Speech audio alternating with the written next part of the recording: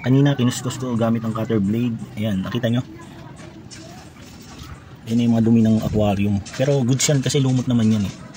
Kaya yung iba hindi ko masyadong nilinis. So, meron pang konti. Ayan.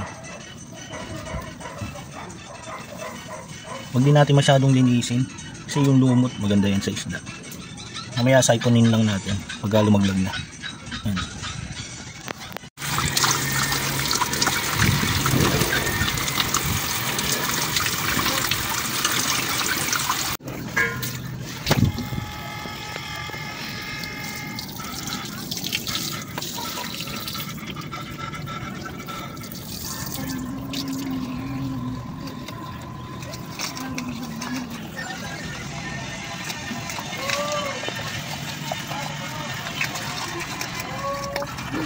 Ito pala yung pinagbabawal na technique ng mga fish keeper katulad nito.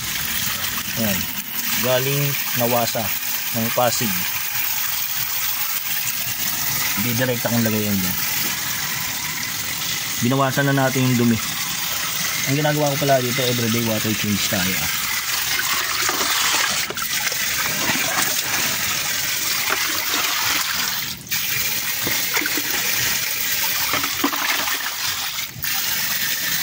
Hindi po to deep well Taga-Pasig tayo.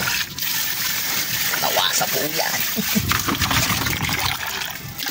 Okay naman, goods naman yung isda natin.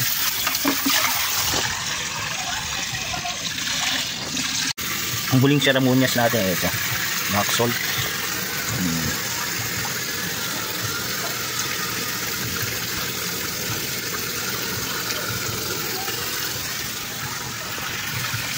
Bye.